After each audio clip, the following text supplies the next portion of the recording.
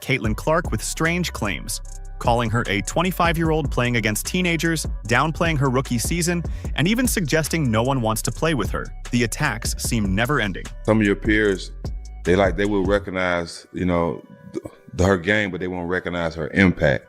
Right. How can you separate the two? It's kind of hard, right? And I used, Jax, you're absolutely right. And I was like, come on, you big dummy. Then Cheryl Miller stepped into the ring. The basketball legend and former Clark coach just delivered a knockout blow on the All the Smoke podcast, calling Swoopes a big dummy and tearing apart the false narratives. Miller is putting Swoopes in her place, and her defense of Caitlin Clark reveals something surprising about the future of the Indiana Fever, something that has fans buzzing in perhaps her most outrageous statement. Swoopes claimed Clark was a 25-year-old playing against 20-year-olds during her time at Iowa. The reality? Clark was just 22, competing in her fourth year like countless other college seniors. When called out on this falsehood, Swoopes backpedaled, suggesting it was just hyperbole related to COVID eligibility rules, a weak excuse that didn't hold water. Caitlin Clark right now probably takes about 40 shots a game. Here we go. I know you like that. Hell yeah. I said that because when she comes to the league, regardless of what team she goes to that has vets on that team, she probably ain't gonna get 40 shots a game. But Swoopes was just getting started. She went on to claim that Clark took 40 shots a game, painting her as a selfish volume shooter. The actual number? Clark averaged 22.7 shots per game. The irony here is that Swoopes herself averaged 19.2 shots per game during her senior year, just 3 fewer than Clark. Talk about throwing stones from a glass house. And when Clark was closing in on the all-time NCAA scoring record, Swoopes shifted tactics, questioning the legitimacy of the achievement by suggesting Clark needed a 5th year to break it. Ask me back, Caitlin. If you're going to break a record, to me, if it's legitimate, you have to break that record in the same amount of time that that player set it. Okay. Right? So if Kelsey Plum set that record in 4 years, well, Caitlin should have broke that record in 4 years. But because there's a COVID year and then there's another year, you know what I mean? So she's already had an extra year to break that record. So is it truly a broken record? This was completely false. Clark shattered the record in 4 years, the same amount of time as other college players. Swoopes conveniently ignored the fact that the COVID eligibility rule would have allowed Clark a 5th year, but she chose not to use it. Into the league and dominate immediately, which I don't think either of them did. Respectfully, there is absolutely no way, even when we're trying to sit here and play semantics about dominating, there's no way that anyone could ever leave this season in saying that both Caitlin Clark and Angel Reese didn't dominate. You would have to further explain what dominance means for you to not sit here and say that a player who is leading the league in assists while averaging 19 to 20 points didn't dominate that. Perhaps most telling was Swoopes' appearance on Angel Reese's podcast, where she continued undermining Clark while insisting she doesn't dislike her, a classic case of saying one thing while doing another. Cheryl, since she was in college, I helped do her shoe deal with Nike in 1993, took her to her first SBs. I've known Cheryl, I've coached her, have a lot of respect for her. I called her when Caitlin was still playing at Iowa and she had just broken Maravich's record. And it was all over the place, as you and I have discussed, that there was this quote by Cheryl that said, Caitlin was not happening at this point. I tried to talk to her at the Final Four. Right. She didn't want to talk to me.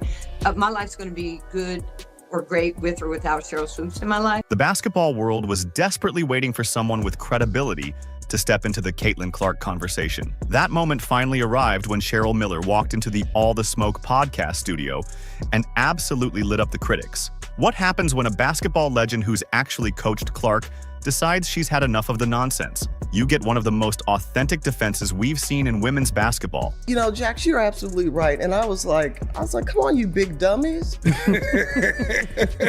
Is she getting hyped? Yes. Yeah. But she was in the backyard. She was putting in the same time, sometimes maybe more than you were. Right.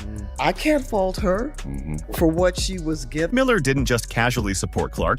She came with the fire and precision that only someone of her stature could deliver. Her now viral comment directed at critics like Swoopes said everything in just 2 words: "Come on, you big dummies." The studio erupted, but Miller was just getting started. She defended Clark's work ethic with the passion of someone who's seen it firsthand. This wasn't just another talking head defending Clark. This was Cheryl Miller, one of the greatest to ever touch a basketball, directly calling out the hypocrisy swirling around the young star. And she pointed out something the haters conveniently ignore. Look, as much as she was given, you can't tell me if that door would have swung the other way where she didn't live up to the hype. Right. Come on, folks are still waiting for her to fall. Exactly. Come on. Yep. So, with that being said, you big dummies, you getting paid now. It's the uncomfortable truth that Clark's critics don't want to admit. Her presence has elevated the entire league, including the paychecks of those criticizing her. You recently coached the WNBA All-Star game. You spent some time with Caitlin Clark. Best coaching job ever. Insight into what makes Clark truly special. Watching her pass, and I didn't know how talented she was and how well she sees the game in a 3D version. Thinker, defensively a lot better than I thought and gave her credit for. So watching her and just spending a little time. And one thing, guys, that I've learned is to step back and let these kids be themselves. Behind Miller's technical breakdown of Clark's skills lies something far more significant, a genuine emotional bond formed in the trenches of Clark's most difficult moments. When the Fever finally secured their first win of the 2024 season, Miller didn't just congratulate Clark. She offered her something almost no one else had: unconditional support when the rookie needed it most. He was getting hit with everything left and right, and I just said, I hugged her, I said, "I'm so proud of you." I go, savor this, use this as a formula. I said, but keep being you. I said, no matter what, keep being you. That embrace between Miller and Clark after Indiana's first victory wasn't just a casual interaction between basketball figures. It was a pivotal moment that revealed just how isolated Clark had felt amid the storm of criticism surrounding her entry into the league. Miller recalled the raw emotion of that interaction. "I gave her the biggest hug that I could. When she saw me, she was like, 'Oh man, finally, somebody who's on my side.' She was getting hit with everything left and right." Heavy is the crown that she's wearing right now. Right. And it wasn't something that she self-anointed herself. It's something that's been placed on her head, and I hope people understand that. But it's everything that she's dealing with. In that vulnerable moment, Miller didn't just offer empty platitudes. She provided the kind of guidance that only comes from someone who's walked a similar path. "I'm so proud of you. Savor this. Use this as a formula. But keep being you no matter what. Keep being you." These weren't just comforting words. They were a lifeline to a rookie drowning in expectations and scrutiny.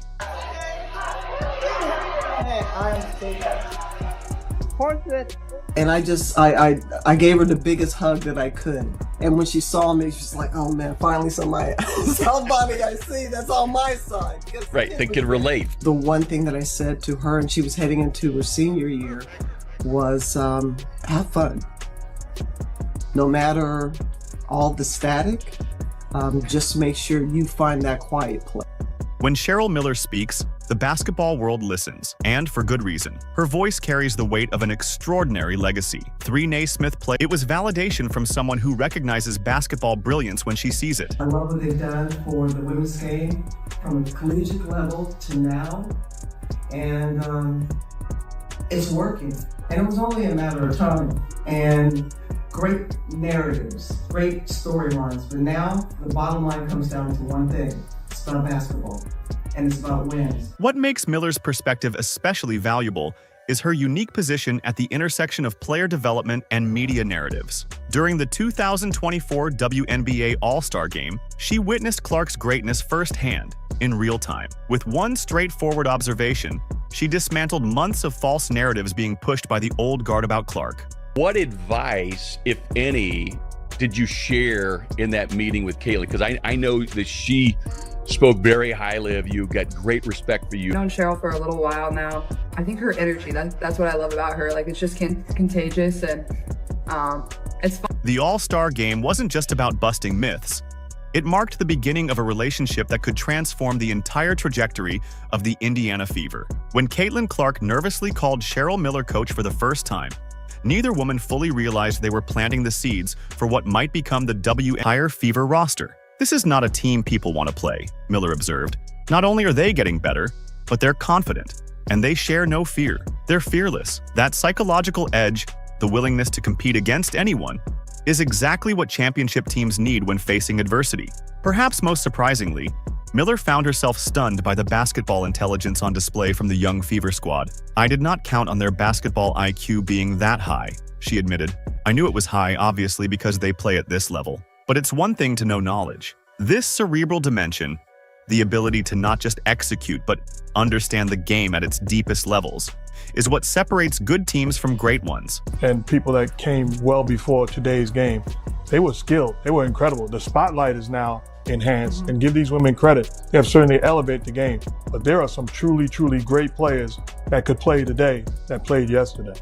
And you know what? And I love the way that you said piggyback, because in no way, shape, or form am I not appreciative of where the game is at and the exposure, because we get exposure. Everybody forgot Lynette Woodard until Caitlin Clark broke her scoring record. Looking ahead to the 2025 season, there's something special brewing in Indiana that goes beyond just X's and O's. The mutual respect between Caitlin Clark and Cheryl Miller isn't just for show, it's a foundation for something potentially championship-worthy. Clark has acknowledged Miller as one of the pioneers of our game and praised how her personality radiates. What makes this connection so powerful is how genuine it feels from both sides. Miller has been blown away by Clark's abilities, particularly her court vision, which she describes as seeing the game in a 3D version. This isn't just empty praise, it's recognition from one of basketball's